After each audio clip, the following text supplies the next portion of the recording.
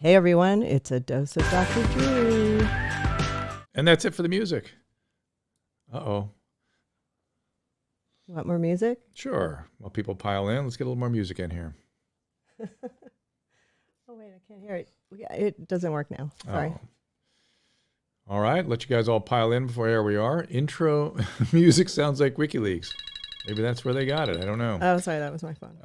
Natalie, hi. Jake, what are you talking about? Let's see. Gladys, swollen tonsils, should I be concerned? I imagine you get that all the time, and that is either a virus or a simple bacteria. So not typically corona. Swollen tonsils is something that some people are just prone to. Hi there. So press conference was going on. I'm going to get everyone in here. It was a very interesting press conference that the White House just put on. I wonder if you guys have any questions about that. Glad to see your comment there too, F. Joe, I don't know what you're talking about 30 days. I don't know what that was in response to. Tips for going to the grocery store. Right now, the grocery store and elevators are the things that concern me as potential means of transmission. So be very, very, very careful there. It's not that I worry about you. I worry about other people, not navigating social distancing as well as you do. So be very, very careful. Could vaccine trials speed up through purposeful infection? Well, what you're asking is, can we challenge people with the virus who have been given the vaccine? The way vaccines are done are the way they're done. We're not going to start rolling back the clock and doing things the way they did it in the 18th century. 100,000 to 200,000 dead, is that accurate? Okay, I'm going to tell you where to go to find out what's accurate and what's not. I want to get as many people in here as possible before I give you this data, because there's now a place you can go that you can reliably look at up-to-date data. And the White House was putting this data on the screen today as part of their little slideshow, and I was impressed by that. Good, you listen to the CDC faithfully. Well done. Pat is saying, I think 100 is way too high. It might be. It might be. It depends on therapeutics. It depends on what happens in the next week, frankly, in terms of the clinical studies that are queuing up for treatment for COVID. Antiviral therapies, this is the main thing. We were trying to buy ourselves time to reduce the surge and also get some treatments underway, and we are doing just that. If hydroxychloroquine proves to be 30% of what people think it is, that will change the hospitalization rate, the ICU admission rate, and the infectivity of people, which could dramatically change how this thing plays out. But there's a website you can go to that is daily adjusting its graphs. So these are real biologists and real epidemiologists and bona fide mathematicians at the University of Washington who have built some very excellent models and are modifying the models every day based on available data, rather than declaring this is what's going to happen, here's the math, that's necessarily what's going to happen. That was what I objected to most fiercely in the data coming out of the Imperial College of London. That was just wrong. Well, it was an abstract model presuming no human behavior change, which is unrealistic in a crisis like this. People change their behavior, we adjust, we adapt, and we do better. Let's see. Could we have jumped on treatment earlier if China would have alerted us? I think, if anybody listened to Scott Adams, and I don't mean this to be pejorative of your question, but it's what Scott Adams calls loser think, is to look back and go, I woulda, shoulda, coulda, why didn't we? It's been and it continues to be the fog of war, everybody. So let's be realistic about this. Yeah, if we had perfect information and perfect decision making, could we have done better? Yes, always. But I think we're doing pretty good, such as it is, I must tell you. And most people are doing very well. So that's, Julie, you're in upstate New York. How are things going there? I understand things are slowing down a little bit there. Am I leaving you to work in the hospitals? If necessary, I will do that. But right now it does not seem to be necessary, particularly in California, Southern California particularly. So been excluded for 10 days. Now my employer wants me to go to work. That's Senor Nasuno. Tell me more about that. That sounds a little wild, because it's not time yet for us to be doing so unless you have some way of documenting your immunity, which Dr. Birx was just talking about at the White House conference, that we need to do serology testing, antibody testing. That's coming. That'll be next week's story. This week's story is going to be about wider diagnostic testing, viral testing for less definitive cases, more suspicious cases, and therapeutics, treatment. What is the effect of treatment? Question I want answers to: what's the projection of cases and deaths in New York City based on the Murray modeling? Matt, he is going to do local modeling. I talked to him yesterday, and he's going to do local modeling for Southern California today, he said. And I believe he's going to have a local model for New York and New York City. So look forward to that on the website. I will give you that website now. It is COVID-19. 19 is the numbers 19. COVID-19, .healthdata.org. COVID-19.healthdata.org. And you go to the section called, I'll tell you what it's called, COVID-19 projections. And you will see some graphs there, both for the United States and you can look state by state. I will go now to New York. You're asking about New York. So there's a local, not so much a New York City graph, but a New York graph. And in New York graph, it says they've adjusted their graph. And they're saying the peak will be coming up in about 3 days. So 8 days until peak resource use, which is the 9th. They're saying there'll be about 73,000 beds needed and 13,000 a shortage. I don't see how he can say they've already built out these beds, so I don't know quite what he's talking about. And they may need up to 9,000 ventilators potentially. So New York is projecting those numbers, and the government is attempting to get those beds and those ventilators and those ICU rooms ready. And you will start to see the downturn on April 11th, 12th. So things will start to dramatically, just going to be a pretty steady peak up. And there's something called Farr's Law, that the speed with which you go up mirrors the speed with which you go down. So based on Farr's Law, this looks like a very reasonable set of data for me. And we are going to try to push it down further. They're saying all beds needed, 73,000. Where are we today? We are April 1st, March 31st. As it is, they're saying 44,000 beds needed. I don't know what the actual number is in New York. Let me look that up for you, and we'll see how close they're getting. Here's New York. Whoops, wrong. There's all kinds of COVID data stuff I'm tracking. So for New York, the reality is you need, whoops, come on, New York. I put New Hampshire, New York. 75,000 positive, but 15,000 hospitalized. So they're off by a bit there. Let's look at that. You only need 15,000 beds are being used right now. His prediction was on March 31st, they would need 39,000 beds.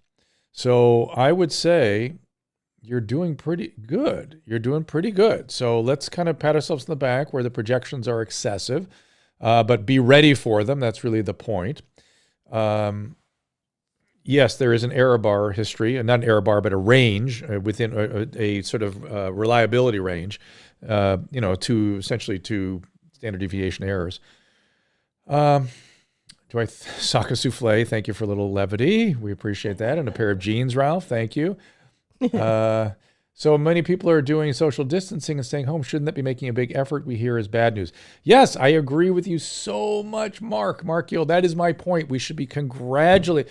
People need to hear they're doing a good job, that this is having the desired effect. Somebody needs to be telling them, good job. Here in LA County, the freeways are empty. People are afraid to get anywhere near each other. We have 3,000 cases in an catchment area of 10 million.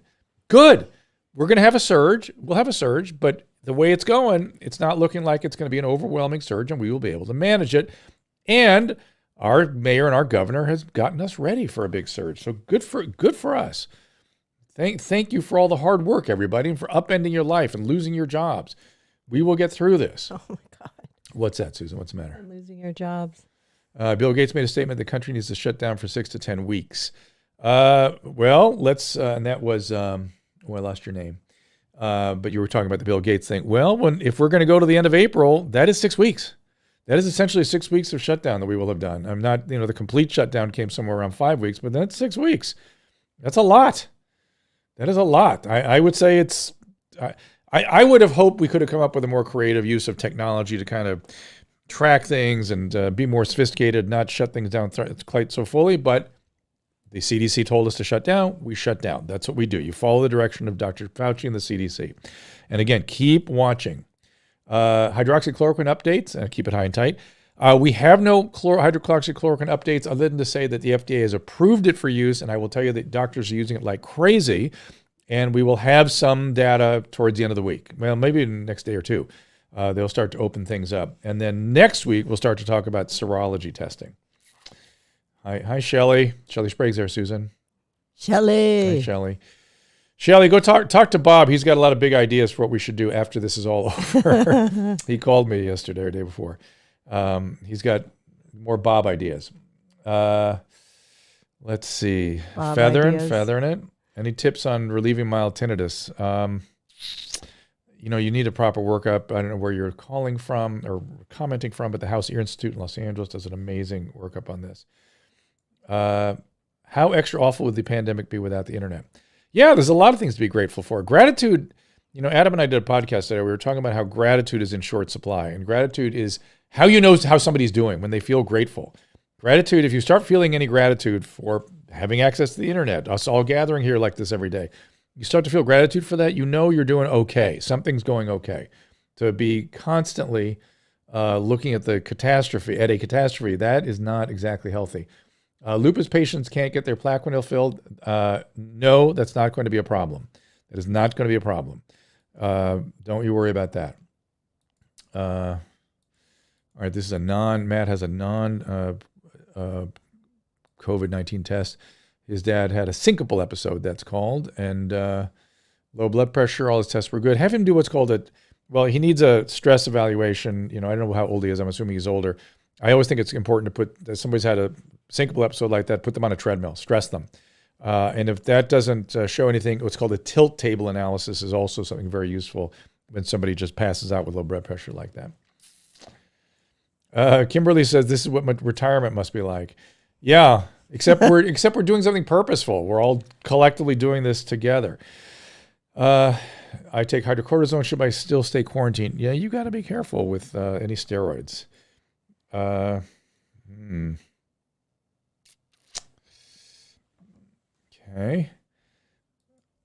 I'm trying to follow you guys. It's moving fast right now. Answer from the chat. Yes, I tried to answer from the chat. 43 with diabetes, you are at added risk. Not super high risk, but added risk.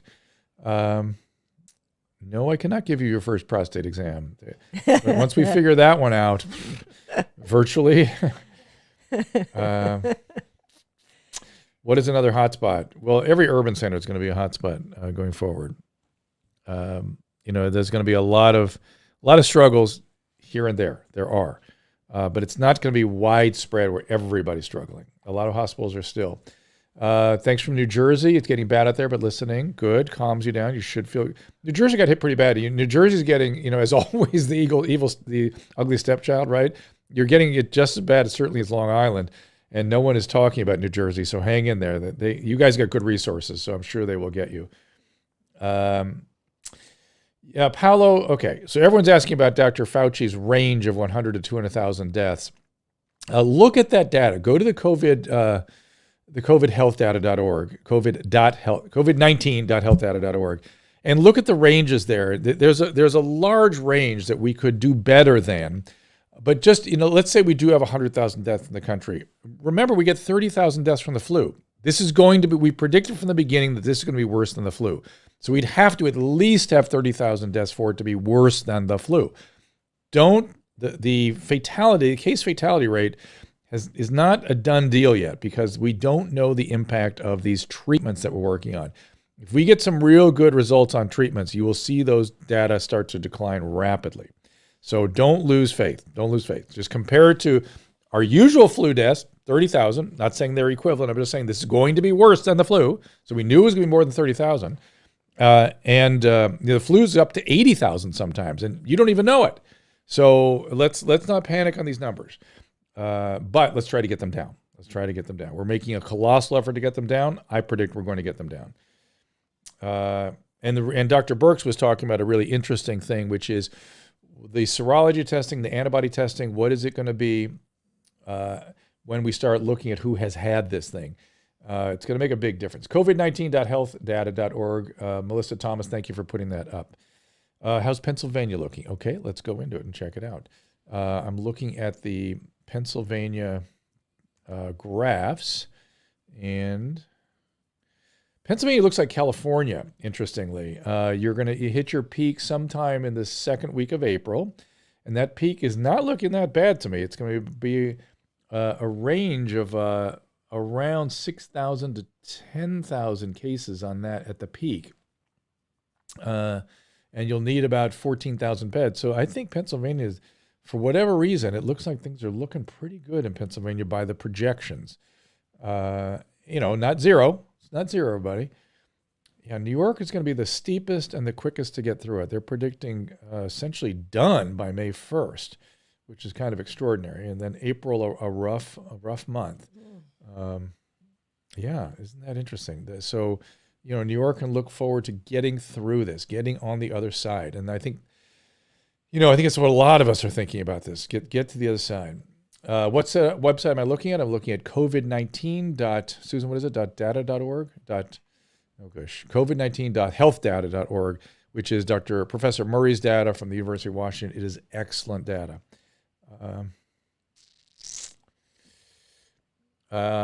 Louisiana. All right, let's talk about Louisiana. You want to see the health data there? I think Louisiana's been hit pretty good, so we are with you in our thoughts and prayers. But let's see what's actually going on.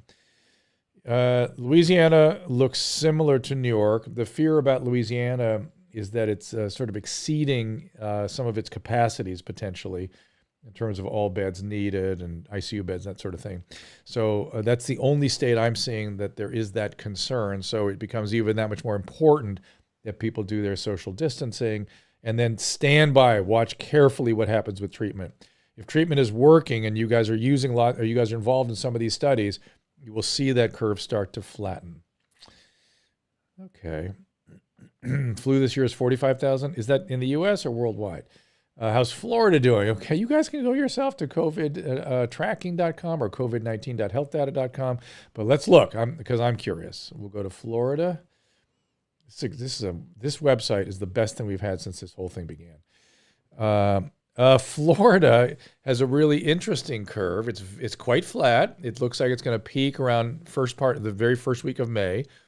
And it looks like it will easily stay under its all beds needed. It looks like, I don't know why, but it's going to be significantly delayed in Florida. And that gives you more time to see about these treatments and how these treatments work and the impact they have. Do I think Fauci saying up to 2.2 million is crisis discourse? I think Dr. Fauci generally, if he feels necessary, listen, again, having worked with him in the HIV epidemic, he will usually give you the upper limit data. He will not give you the best case scenario. He won't give you unrealistic data. He won't say 60 million, but he will give you upper limit data. And I think in his mind, he's hoping that we push it down from there and get everyone's attention focused on it. I think I told you yesterday, we used to give much more aggressive data around HIV and AIDS than turned out to be the case because we figured out some treatments. We figured out some treatments in the time that we were, pumping out some pretty aggressive numbers that turned out not to be true. So is it airborne? You have so much anxiety. Johanna, it is not airborne. There is an aerosol that can be formed, and I'm fearful of elevators and closed spaces. So elevators, closed spaces, avoid. If you're going out of doors, I don't think you have much to worry about. Keep your social distancing, that's all. It is aerosolized, but not airborne. It's not a very easy way to get it unless you're in a very closed environment. What will the summer look like? Will the beaches be open? Will the swimming pools be open? Yes and no. I think we will see people still practicing social distancing because this is traumatic for everybody. You're going to want to be in close contact with people right away. I mean, we know this thing's going to percolate along for a while. And we still have the fall to get through before we get a vaccine. So when will Kentucky hit its peak? All right, you guys, I'm trying to answer all your state's questions about what is in your future. Here's Kentucky. Kentucky will hit its peak even later than Florida. It's a very similar graph to Florida's. Peak is around May 14th. And so, again, that's why. What's that? Peak is near May 14th. Yeah, that's what this data shows. Now, here's the great news about that is that gives lots of time for these therapeutics to come online. And that peak may be so flattened by then that you could return to work, Right. Potentially. So, again, these are projections. He's changing the data every day. Keep an eye on it. Really good stuff. Really good guy. And again, when you look at that data, you will see how disgusting the data was in the Imperial College of London, and the New York Times were pumping it out every day on their front pages. It really was just disgusting. When will Illinois hit its peak? Okay, you guys, we're going to go around the country here today. Illinois will hit its peak based on these models pretty soon. They're going to hit their peak around April 16th. So, you're in there with New York and everybody. And Just read down the list. Everybody's going to ask you about their states. you want to do 50 states? Did I do California? I mean, that's pretty much what you're doing. Yeah, let's do California. It's going to be around later in April 27th. There's a concern that California could exceed its bed capacity, but I'm going to say no. What's the name of the site again? COVID19.healthdata.org. Just go to the section. .healthdata.org. Yeah, COVID19.healthdata.org. Go to the section called COVID-19 projections. So when you go to the homepage, then go to COVID-19 projections, scroll down, you'll start seeing these graphs. And if you notice in the green bar, you'll see United States of America. Click on that, and you'll see the states drop down menu for the states. Really good stuff. Congratulations to Professor Murray. Yeah, Tricia, thank you. There you go. And then, okay, that's me just saying that. No, it wasn't. When will Chicago hit its peak? So I don't have that kind of local data yet, though. Dr. Murray said he was going to develop some very localized instruments coming soon. Ohio number, okay. I'll look up Ohio for you guys. Ohio. This is kind of fun for me because I'm getting a feel for what's going on around the country, which is nice. Ohio, it's going to be, there's a big range in Ohio. I think what they're leaving open the window there is how good or not good your social distancing has been. If you are good, if you've done this well, that peak will be around April 19th, 20th, and you will be in good shape with a pretty low curve there. Okay. A Loveline question coming along. We're happy to entertain those. Yeah, let's talk about sex. Thank you, Terry. Nathan, no, who asked about the 800,000? Brandon. I think that model is okay. I think the 800,000 is an okay number, which with a significant range for error there. Maybe up to 1.5, 1.2. Plus, again, what is the impact of treatment? I don't want to really. I want to take these models for what they are, these curves, such as they are for today. And then when we learn about the therapeutics towards the end of the week, then let's see how we adjust that model. That will be really interesting. Can you get reinfection? No, it does not appear that you can. But you can have a recurrence. People that haven't fully cleared the virus do get a recurrence. How long does it make you contaminated? Well, that's one of the big questions that they're trying to answer.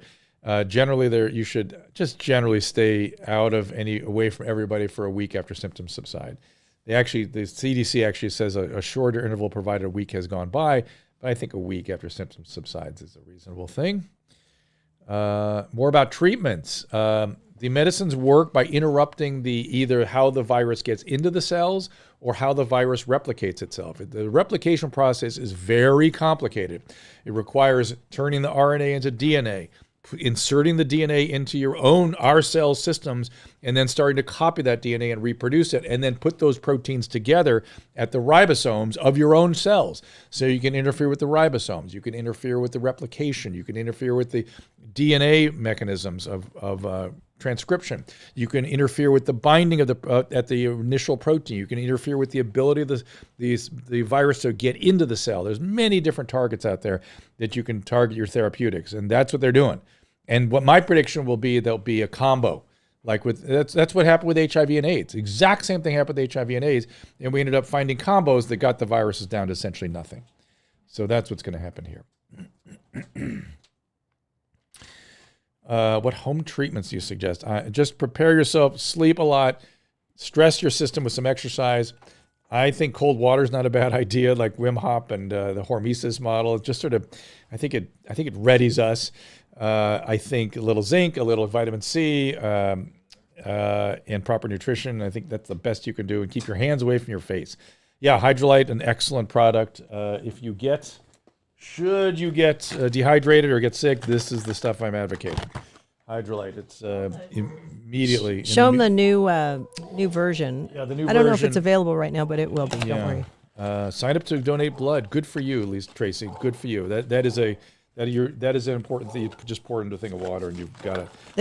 We like the little capsules too, but they don't dissolve very fast. Some people complain about that. Oh, really? I didn't mind that. Yeah, but this stuff's great. You've got something right away. Very equivalent to an IV rehydration, and it's amazing. It's amazing. It's great when you work out. It's great when you're dehydrated from drinking too much. Yep. It's great for when you're sick. Messaging should have been save N95 for medical professionals, but everyone used cloth masks. Sorry, somebody's at our door. The reason I think, John, they didn't say that is that there could be some significant benefit from the masks and the N95 masks above. I think cloths and bandanas across your face are great because they keep your hands away. Yes. But there may be some added benefit to those masks, and so they don't want to say that yet. I believe what they're going to tell you is once there is adequate distribution to healthcare workers, wear masks. I believe that's what they're going to say. They're holding back on that because they want to get the equipment in the hands of the people that need it most, which is reasonable, right? Let's plug Dr. Drew After Dark. Okay, Dr. After Dark, you saw the day before yesterday, we had Christina P. in here. She is my partner on that show, though we're going to have Tom Segura in. And I think Martin Norman's coming in to do that show. Oh, with me. nice. I think it was They're going to Mark. bring back some comedians. Yeah, we're going to, a little bit. Tom Segura was on this week. His beating acid reflux show. What? The beating acid reflux show with is that what it's 59. So he's up right now with me on Dr. After Dark. It's a little lighter fare than what we're talking about here. And it's a privilege to work with those guys. And I'm also on Where the Mom's At with Christina P. We did one that's up now, Where the Mom's At, where we talked a lot about families and struggling with all this stuff. How's the data for hydroxychloroquine looking? What the preliminary reports, the anecdotal preliminary reports are good. It's where my mom's at. Where my mom's at. Where my mom's at, yeah. That's how you say it. Where my mom's at. Sorry about that. Not where my mom at. Massachusetts, you want to know about. Let's see. Or you must be looking at the same thing I'm looking at. Let's go look at the data and see if we can make something positive out of it. I've been worried about Massachusetts a little bit. Here they are. Yeah, Massachusetts looks like it could easily exceed its bed demands. But let's be fair. You're near a lot of other places where you could send people outside of Massachusetts, and you could push that curve down by April 15th. Yeah. So. Monique just dropped off some products because our hair salon's closed, and I'm trying to help her by buying products, and she just dropped them off at the front door. Good. Excellent. And there's nobody here to make the dog stop. So I know. Sorry, guys. That's all right. Well, I got to kind of wrap this up sort of early today. I mean, dogs need to bark. That's what they do. They have to bark sometime. Somebody's saying peak times for Illinois and Chicago are different. I would imagine. They may be the same. They may be. I don't know. We have to see the models. Ohio. I did Ohio already. You guys were interesting. Let's go back over the whole list again. Oh, go through the whole 50 states. Bring the dogs on camera. I will bring them if you wish. I wish you could whistle. Hey, Rex. See if we can get him up here. He'll come. Don't worry. He'll come. He stopped barking. He'll come. He heard you. He wants to be. He just wanted to let us know somebody was at the front door. Here he comes. I hear him panting. Here he comes. Ba-boom. There he is. There he is. Rex, come here. Good boy. Thank you. I will show him on camera. Give that dog a mic. Rex, come here. Hi, come here. Oh, right between us. That's right. Come on. I don't know how he gets through there without. Oh, don't hurt him. Sorry. That's Rex, everybody. I know, he's a very happy boy. He likes. Hi. Okay. All good. All right. Good. Yeah. Okay. So you asked for it. You got it. He's a good boy. Thankfully, dogs do not carry coronavirus. Come here. Yeah, you come over here.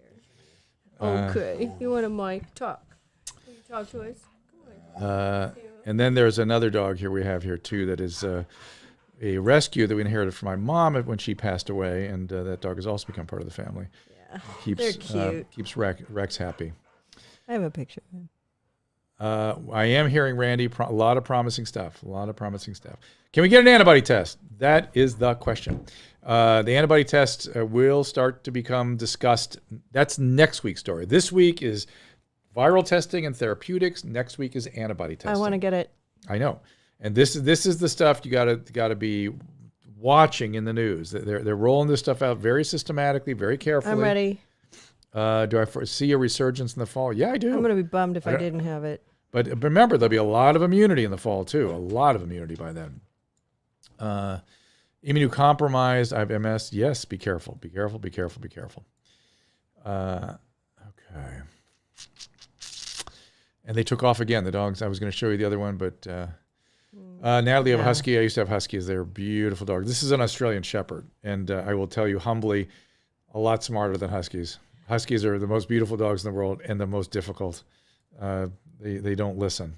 Huskies, these dogs, the shepherds want to please all the time. Yeah, he's so dopey. Yesterday at a bath, and he was running up and down the front of the house, and and then he came storming in through the front door and took a turn up the stairs and did like a roll up, down the stairs because his feet slipped out from under him, and I was like, oh God, he probably just broke something, but he's okay. He made it. So he's a goofball.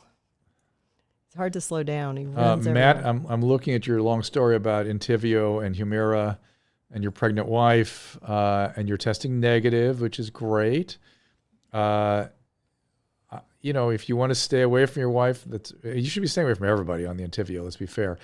And your cousin was an NYPD officer who had it and is fine now at 6 days, but he still could be contagious, so be careful around him. I decided that the only good thing that came out of this COVID virus is that everybody's dogs are happy we're home.